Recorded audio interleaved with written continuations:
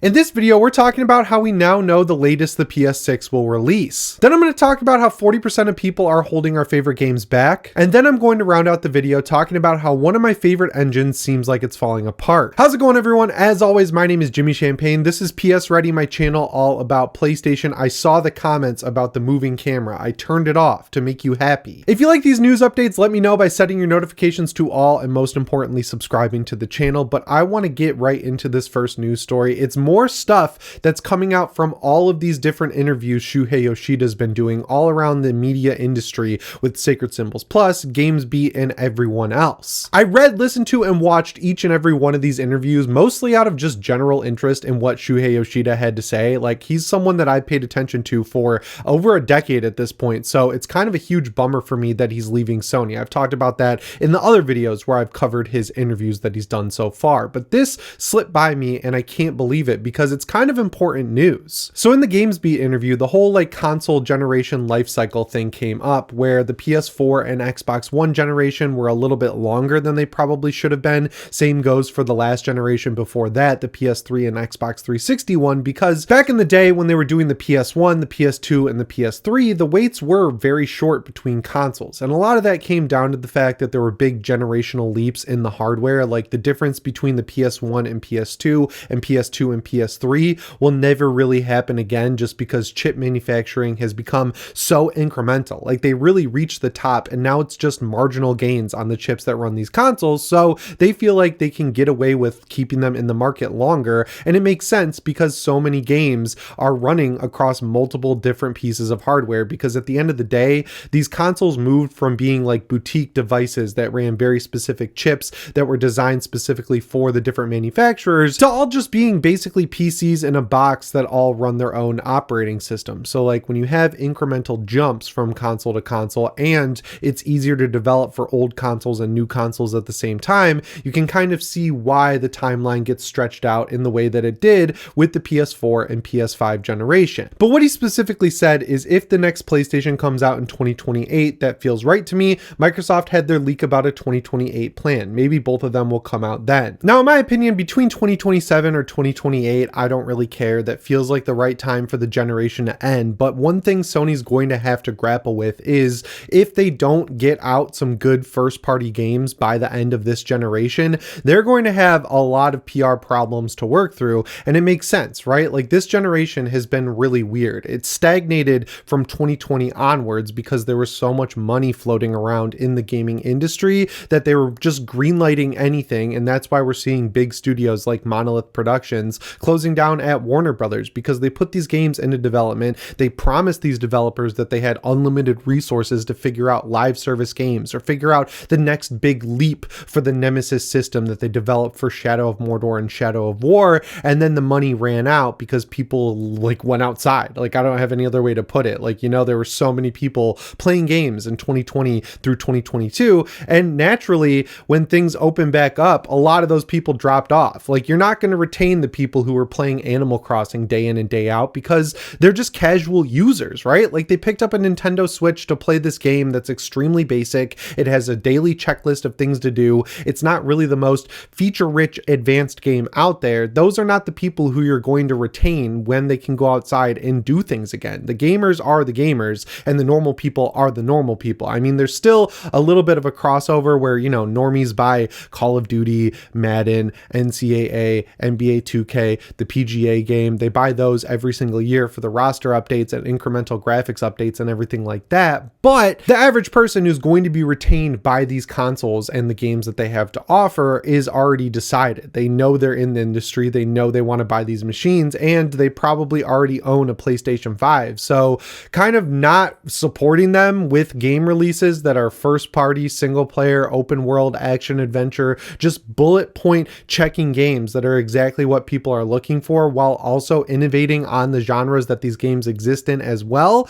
I mean, you're just going to create a big problem with your biggest base of a user base when you're going into the next generation too early. So what can Sony do to solve this? The long and short of it is they need to figure out how to get games out faster. I know that a lot of people want to see stuff that's on the scale of something like The Last of Us Part 2, or they want to see stuff that's on the scale of Ghost of Tsushima, and thankfully on that side of the fence we are getting Ghost of Yotei, and it looks like Sucker Punch took the 5 or so years that they had to develop it to really get it to a strong point where it is hopefully going to push things forward. And Naughty Dog has Intergalactic going on, but I really think that might slip to PS6 at this point because of these interviews where we learned that they spent a not insignificant amount of time working on The Last of Us Online, and then they stopped working on it to work on Intergalactic. So it really seems like Intergalactic is not as far along as a lot of people think, just based on the fact that we saw a cinematic trailer. And allegedly, according to Jeff Grubb, we're going to get a remastered collection of at least the first 2 God of War games, and I'd like to see it also include God of War 3,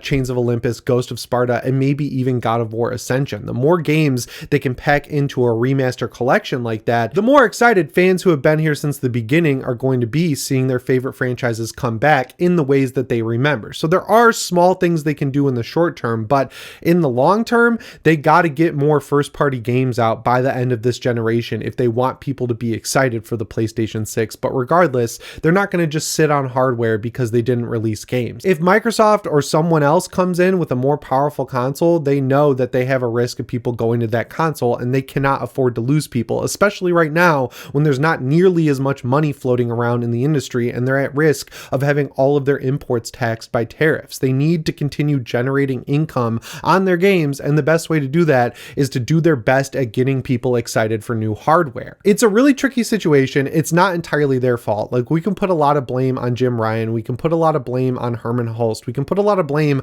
on a lot of different people, especially the people who just funded like crazy during 2020 and 2021, just assuming for some reason that the gamers who joined the ecosystem would stick around a lot farther past that. I feel like anyone off the street could have told you they wouldn't, and I would love to hear directly from the horse's mouth why they thought that would happen. But at the end of the day, all they can really do is pivot and really put their heads down and start getting some games out. And thankfully, that's what they've been good at for the past 5 generations of PlayStation consoles. Like, we're not starting from scratch. We're kind of picking up in the middle of the race. And I feel like they'll be able to do it because they got through the PS3 generation, which was shockingly much more dire than what we're experiencing now. But there is a real risk from the fact that they have so many developers and publishers under their umbrella now. They've got Activision, they've got Blizzard, they've got Bethesda, they've got id, they've got Obsidian, they have tons of developers. And even if they aren't all releasing insanely good games at any given time, like Avowed, for example, that game does not look great at all.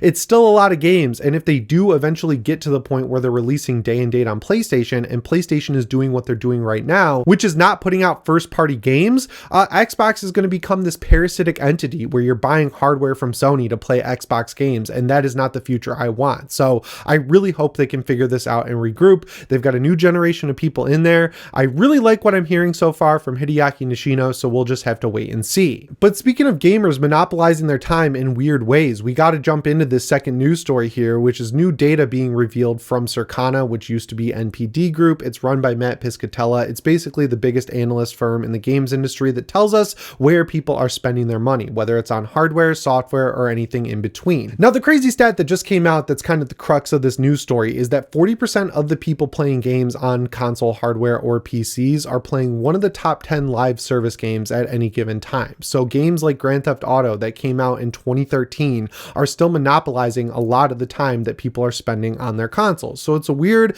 paradoxical situation. I've been using that word a lot lately, but I don't know what other word to use, where people like us are sitting here complaining that we don't have games like The Last of Us or anything from the other first-party studios, while it seems like most of the people are buying their games digitally or just downloading them for free and sinking all their time into that. And that really kind of explains very simply why Sony and Jim Ryan back in the day put so much effort into getting a live service game out there. You can look at it basically 2 different ways, and I feel like both of them are accurate. The first one is that having a successful live service game just prints money. If there's no other way to put it, if you get a successful live service game out there where people are checking in multiple times a week, completing their daily challenges, buying battle passes, buying skins, and buying everything else, that's just consistent revenue that you can rely on to fund the rest of your business. So Sony clearly clearly wants one of them to have under their umbrella, because that's just infinite money revenue that they can keep printing money over and over again and fund all their other stuff. The other way you can look at it is they want to take advantage of people's attention because it's limited. And when they're spending a lot of their time on these live service games, like sinking hours and hours into them on whatever console they're using, they want to do their best to keep you on their console and have the money be fed through them, right? Like, it doesn't help as much if a game like Sea of Thieves takes off for Sony on PlayStation, but it does help a little bit because they get 30% of every purchase that's made within the game. So they're still making money, but they'd want to make more money by just having their own live service on their own console so that they can not only keep people spending money on stuff they make, but also keep their attention focused on the one console that they're making to keep them in that ecosystem and stop them from maybe spending more time on an Xbox or a PC or a Nintendo Switch. It's not literally money that they're playing around with, but it is an economy that is very important to keep people's attention on your device when there is a lot of competition. Maybe not from Xbox in the hardware space, but Nintendo definitely will provide competition in the hardware space with the Nintendo Switch 2. It's been revealed that Valve has only sold 4 million Steam Decks, which doesn't sound like a lot, but that's a brand new ecosystem. I know handhelds have been out there for a long time, like the Vita, the PSP, the Nintendo DS, and everything else, but they've never been a PC that you can download Steam games with or download Epic Game Store games with or Ubiplay games. Like, it's just a PC you can take on the go in handheld form, and it is really good. So while 4 million doesn't sound like a lot now, it's a new market that's only going to get bigger, and that means a lot of competition, which means you've got to keep people playing live service games. It's a really complicated situation because there's two audiences that both need to be served, right? Like, the live service money is what funds the games we play, so we can't have that go away altogether, but it might be better overall if all these publishers kind of banded together and said, look, it's worth it to have a live service game as long as everyone else is making one that prints money, but if we all decide at the same time to stop making them, we'll see a lot less studios close and we'll have more games that people can jump from game to game, and that'll push innovation in that field that's been stagnant for like 5 years now. So I don't think that's ever going to happen, but that could be one solution. But for the last segment of this video, I want to talk about a recent trend with one of my favorite engines, which is the RE engine, and how it's going in a really negative direction. So Capcom came out of the gate with this engine back when Resident Evil 7 came out. They made this engine for Resident Evil 7. It's called the RE engine, but it's not the Resident Evil engine. It's actually the Reach for the Moon engine. And every game that's come out using this engine, whether it's Monster Hunter Rise, Devil May Cry 5, Resident Evil 4 Remake, Resident Evil 2 Remake, Resident Evil Village, they've all had one consistent line drawn between them, and that's that the engine looks really good and performs extremely well at the same time. Like, if you go download Resident Evil 4 or Village or 2 or 3 Remake on your PS5 right now, they all have native PS5 versions that can run up to like 120 frames per second. They're some of the best performing games on the PlayStation 5 console, bar none. And then in 2023, Capcom announced that they were going to make a next-gen version of that engine called the REX engine, and that instead of doing a huge upgrade to the engine, they'd slowly add in new features over time, so it's not clear how many they've added in. But after that announcement is when we got two key games that kind of bucked the major trend of looking and running great, that are Dragon's Dogma 2 and Monster Hunter Wilds. We are at the point with this engine where to get good performance, you need to run games at 720p and upscale them, and shocker, it does not look very good. PSSR cleans it up pretty well, and I'd assume